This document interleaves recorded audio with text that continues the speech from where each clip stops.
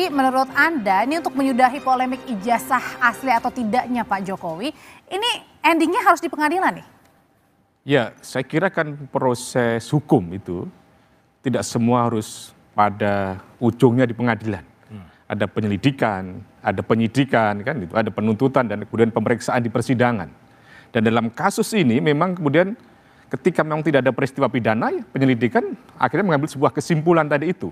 Tetapi kemudian kan masih menimbulkan keraguan, masih menimbulkan pertanyaan. Antara otentik dan asli itu? Antara otentik dan asli tadi itu. Itu kan dua kata yang kemudian satu sisi asli itu kan sesuai dengan asalnya, sesuai dengan asal usulnya. Maka kemudian dikatakan asli. Misalnya naskah proklamasi, aslinya adalah ditulis Bung Karno. Kemudian yang kedua adalah otentik. Otentik ada sesuai dengan aslinya. Otentik hasil dari asli tadi itu. Misalnya naskah proklamasi itu adalah ditulis oleh Sayuti Malik yang kemudian asalnya dari Bung Karno tadi itu. Jadi dalam konteks ijazah ini polemik terjadi karena apa? Karena dalam rangka mencari kebenaran material tadi itu. Kebenaran yang sebenar-benarnya. Bukan kemudian asli atau tidak otentik, tapi apakah ijazah ini adalah benar atau tidak benar dikeluarkan oleh yang berwenang bahwa yang bersangkutan punya kebenaran untuk mendapatkan hak tadi itu. Soal kemudian ini akan lari pada pengadilan atau tidak, yang penting prosesnya adalah transparan, prosesnya akuntabel. Jadi kalau dikatakan oleh Barreskrim ijazahnya identik nih artinya? Ijazahnya identik tadi itu hanyalah salah satu petunjuk bahkan mengarah terjadinya sebuah asli dari ijazah tadi itu atau kemudian otentik ijazah tadi itu. Bahwa identik ini hanya sebagai salah satu barang bukti untuk menunjukkan tentang kebenaran material yang lain tadi itu. Gitu. Oke, kalau dari Mas Roy sendiri? Ya gampangannya gini aja, Mbak misalnya ya atau adik-adik beli satu mainan asli, mainan beneran asli. Kemudian beli mainan KW 2. Sekarang antara KW identik dengan mana? Ya dengan KW.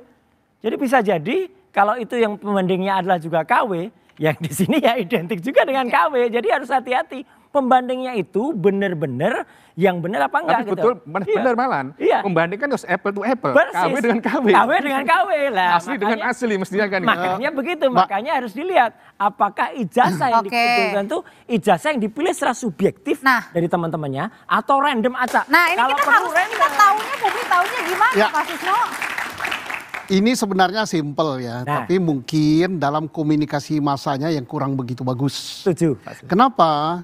Karena terlalu menitik beratkan kepada hasil laborat terhadap barang yang diteliti. Kalau bertumpu di situ saja. Tapi kalau setelah kami teliti di laborat, ijazahnya Pak Jokowi identik dengan ijazah mahasiswa ini dan diakui oleh lembaganya. Oleh lembaga yang mengeluarkan dan didukung oleh hasil pemeriksaan bahwa betul dia kuliah di sana, mulai dari bukti ini sampai tamat ini dan didukung alat bukti lain, dia betul-betul di situ. Nah itu kan tidak ada pertanyaan lain. Tapi kalau ini kan kalau senior dan benar gini nih Bang. Kalau kemarin kan sudah disandarkan pada saksi dan surat-surat yang lain kan. Tapi mudah-mudahan kita berdoa bahwa itu ada yang kita katakan tadi ya. Tapi kalau itu tidak ada, jika andai bahwa hanya didasari dari hasil laborat saja maka akan menimbulkan pertanyaan. Nah, tapi mungkin nggak uji lab itu 100% benar? Kalau uji lab tadi kalau uji lab kita kan hanya membandingkan antara yang ini dengan yang ini. Ya memang hasilnya otentik, sama, identik. Tetapi kalau didukung lagi dengan statement di depan publik, kami tanyakan kepada UGM begini-begini, hasil lain begini-begini, maka ijazah tersebut adalah identik dan sah adanya. Karena problemnya gini Mbak, mengatakan identik dan tidak identik itu tidak bisa kemudian menyimpulkan itu adalah asli atau palsu. Tanda tangan kita berdiri dengan duduk itu bisa berbeda. Padahal asli dari orang yang bikin tanda tangan. Jadi poinnya adalah menyandarkan hasil lab 4 yang mengatakan itu sudah identik, tidak bisa menyimpulkan itu adalah ijazah yang asli. Didukung dengan alat bukti yang lain. Artinya ketika ini ditutup, jangan-jangan Mas Roy sendiri mau buat laporan baru nggak nih? Kalau saya nggak ada kepentingan, benar. Saya nggak ada kepentingan apapun ya. Kita tapi kan menuding Mas Roy. Iya, kan kita kan ilmiah aja. Jadi Pak Roy ini bukan terlapor, bukan melapor. Iya, makanya ditanya saya itu hanya kata sesuai dengan ilmiah. Ya, jadi statement bahwa itu fake or not fake, miss or mismatch, itu adalah definisi ilmu pengetahuan, gitu loh. Jadi sebenarnya tidak bisa ilmu pengetahuan, oh fake, oh salah, Anda mengatakan fake, Anda dihukum. Kami bicara di ranah ilmu pengetahuan, bukan di ranah. Tapi menarik Mas Roy ini betul motivasinya apa sebetulnya? Nah, iya, itu motivasinya demi kejujuran dan demi pengetahuan. Nah, kalau berbicara soal motivasi, Mas Yakub, kemarin itu kan Pak Jokowi datang ya beberapa waktu lalu melaporkan Mas Roy Suryo ini sebenarnya sebagai terlapor apa enggak? Saya juga bingung nih. Iya. Terlapor di Polda. Jadi gini, Jadi saya jelaskan sedikit ya. Mengenai terlapor kita dengarkan dulu, Mas. Saya klarifikasi sedikit agar tidak ada kesalahan ya. Tentunya pada saat kami membuat laporan, Pak Jokowi kan tentunya menjelaskan peristiwanya dengan betul. Peristiwanya ini apa yang dia lihat, kemudian ada sebuah video yang diduga di dalamnya ada orang yang mencemarkan nama baik beliau. Kemudian tentunya jelas di situ di laporan yang disebut siapa yang dia duga adalah orang-orangnya. Tapi tentunya karena ini adalah objeknya sebuah video, perlu kan dilakukan penyelidikan lebih lanjut. Apakah benar orang yang tersebut itu adalah orang yang kita duga? Kan bisa saja ada AI kayak kemarin kasusnya Bukoviva, Kang Deddy dan Pak Ahmad Lutfi tuh.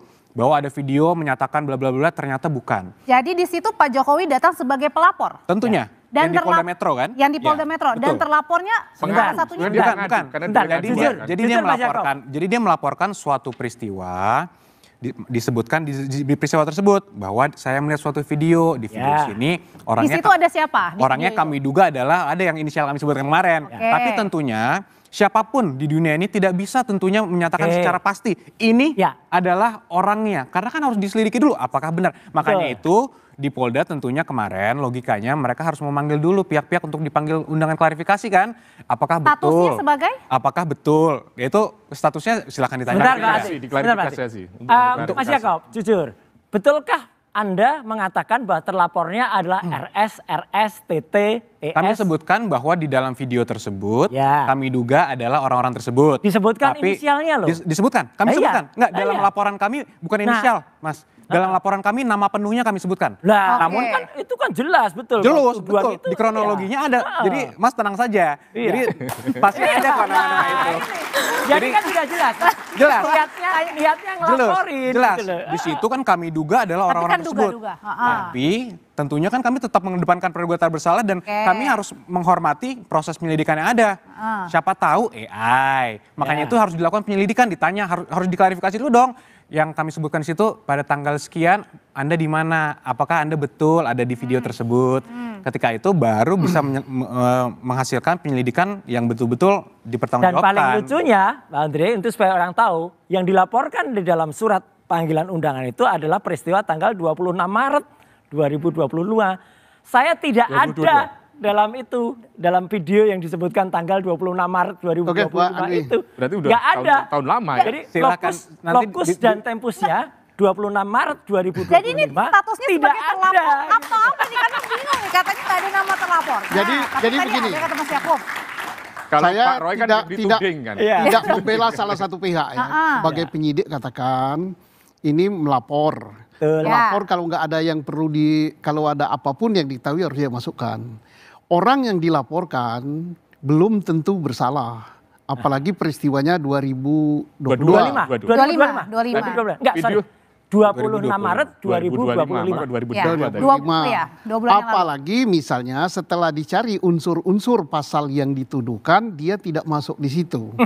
Jadi jangan takutlah. Dan ada 5 ini pasal bagus kan? sekali Untuk pasal. 310, 311, 27, 32 dan 35. Nah, itu yang jahat yang dua itu. Pidana itu yang dicari adalah kebenaran material. Betul. Salah satu unsur dari pasal yang dituduhkan tidak terbukti maka gugurlah dia. Nah, jadi tidak perlu takut, don't worry. Ini penting Bang Untuk. Yang disampaikan Prof. Kalau gitu, jadi ada aduan dan tadi dicampur ada tadi. Delik umum kan. Nah itu. Kalau 310, 311 itu kan delik aduan. Betul. 27 di Undang-Undang ITE pun juga begitu kan. Bahwa kemudian MK juga membatasi kalau misalnya lembaga negara kan tidak boleh menjadi pengadu. Pejabat negara tidak boleh mengadu. Nah 32, 35 ini yang kemudian delik biasa.